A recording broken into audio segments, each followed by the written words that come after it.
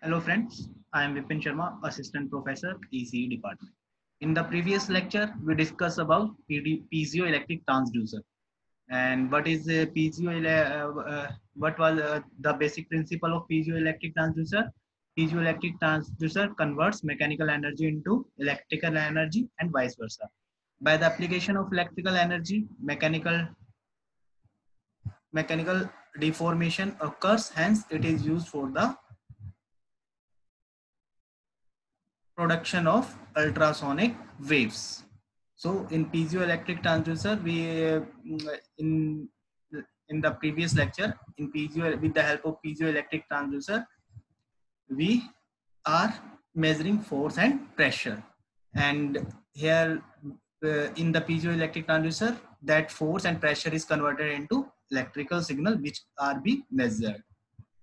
Now here ultrasonic waves are produced with the help of piezoelectric transducer. It is used for measurement of dynamic parameter variation like acceleration, vibration, variable force and pressure. In the previous lecture we discussed that we can measure only dynamic force and pressure with the help of piezoelectric transducer. If static force or pressure is applied, there is no change in voltage, no production of voltage, so we can't measure static force or pressure with the help of piezoelectric transducer. Now one numerical is given here, it is sold to you, and try to solve it yourself, and after that you can go through the answer. Let's discuss first. A quartz piezoelectric transducer 0.5 centimeter square area 1 mm thickness has a charge sensitivity of 2 picocoulomb per Newton is applied with a force of 30 into 10 raised to power minus 3 sine 150 t Newton. Find peak to peak voltage swing at the output of the crystal. तो हमें यहाँ पे given है कि एक तो area given है transducer का, उसकी थिकनेस गिवन है और चार्ज सेंसिटिविटी यानी डी गिवन है, और with a force of applied force given है जो कि साइनोसॉइडल फोर्स है. ठीक है. Find peak to peak voltage swing at the output of the crystal. So first we write the given parameter. D is equal to 2 picocoulomb per Newton meter, A is 0.5 centimeter square, T is 1 mm. Here this symbol is gs is for sensitivity, voltage sensitivity, which d by vs, which we discussed in the previous lecture. D by vs, in place of vs here gs is written, so d by g is equal to epsilon naught into epsilon r. C is equal to, we know, epsilon naught epsilon r A by t. A and t is given to us, so using this formula we calculate C. Now F is peak to peak force, that is in sinusoidal form, its amplitude is 30 into 10 raised to power minus 3. Then peak to peak will be multiplied by this amplitude by 2.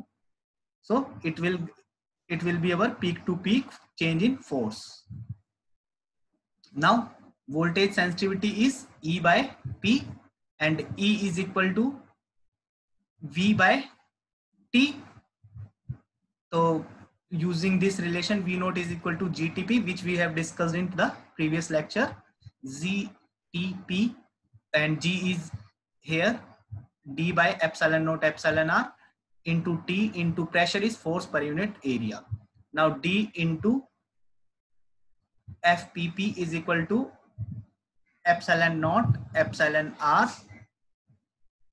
into E by P is equal to, here put the values of these relation and you will get the answer, and you will get the value of V naught.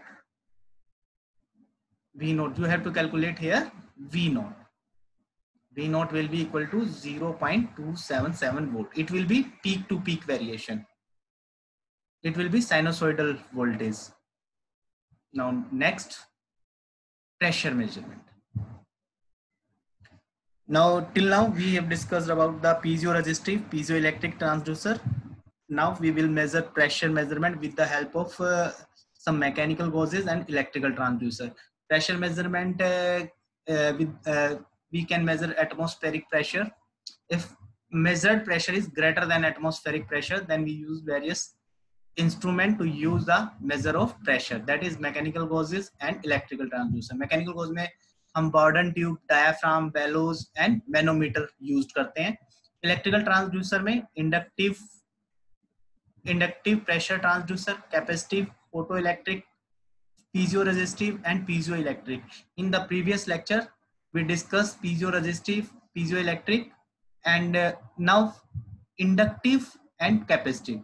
Inductive transducer means here will be change in the inductance of the material, then we will measure this change, and this change is corresponding to the applied pressure. Same case for capacitive transducer. Here we used change in capacitance of the given material with the through the applied pressure, and we measure this change and calibrate it in the form of pressure.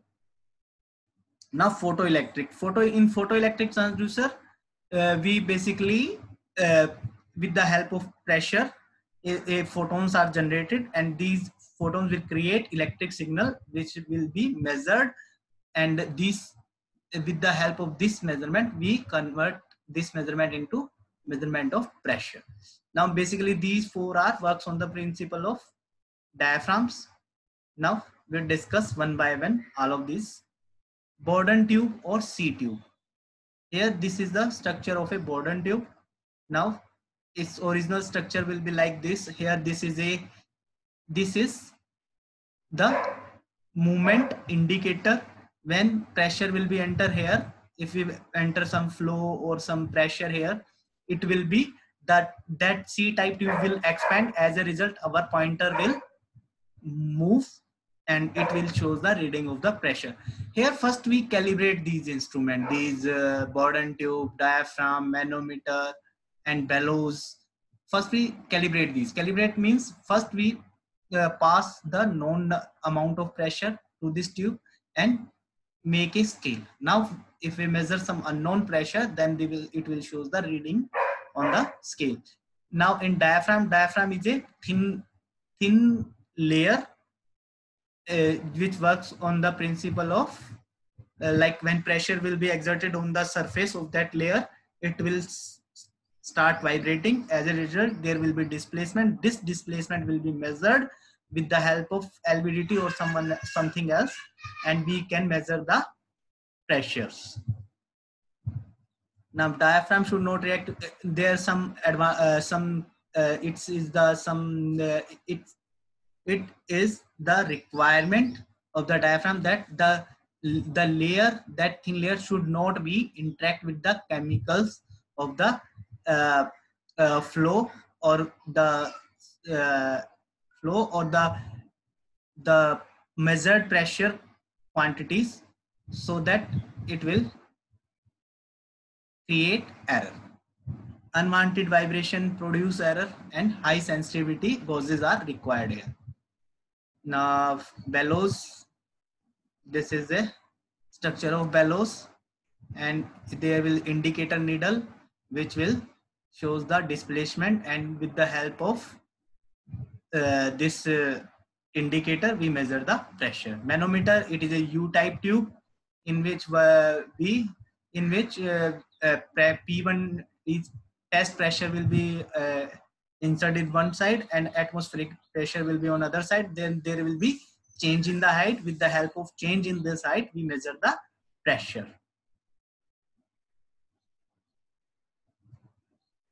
These are some points regarding the above all, which I have already mentioned. I just read it out to you. Bourdon tube is a most practically used pressure sensing device. It measures up to 100 kilonewton per meter square. Diaphragm and bellow are used as a primary transducer, which produce displacement for the applied pressure, and this displacement is converted in terms of voltage using secondary transducer. Diaphragm has more sensitivity and high accuracy. The material of the diaphragm should be selected such that it should not be interact with the chemical whose pressure has to be measured. In the presence of vibration, the diaphragm produces error. Manometer accuracy is very high, and hence it is used for calibration of other pressure sensing devices. Now, inductive pressure transducer. as I have already told you that there is some change in the inductance which is measured with the help of secondary device or secondary device, and this change is calibrated with the pressure, and after measuring this change we can measure the pressure. Here it is the structure of an inductive transducer.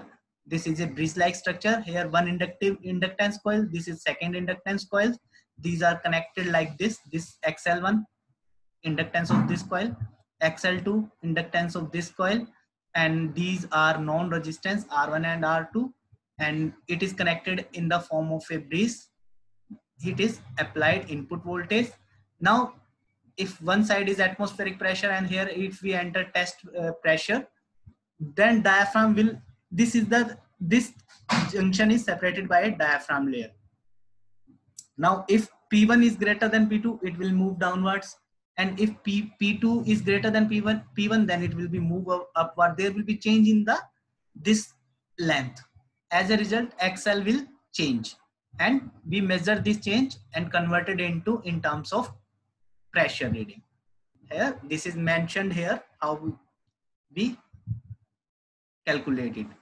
So XL1 is coil inductance, L1 is air gap. Now if P1 is equal to P2, then there both pressure are equal, then there will be no change in the length, then output voltage will be 0. If P1 is not equal to P2, then XL1 divided by XL2 will not be equal to 0, and as a result V0 is equal to 0 and P1 is greater than P2. Sorry, if P1 is not equal to P2, then XL1 is not equal to XL2. It means bridge is unbalanced. As a result, we get output. So P1 is greater than P2, or so this implies L1 is greater than L2.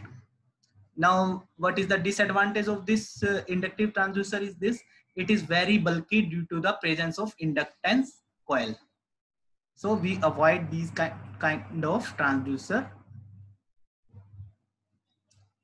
By the difference of P1 and P2, a diaphragm produces displacement so that inductance of the two coils not equal, causing the bridge unbalanced, and output voltage is calibration in terms of test pressure, which I have already mentioned to you.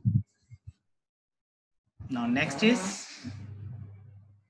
it measures both static and dynamic pressure. The size of the transducer is bigger. It is affected by external magnetic field. And in the next lecture, we will discuss about capacitive pressure transducer.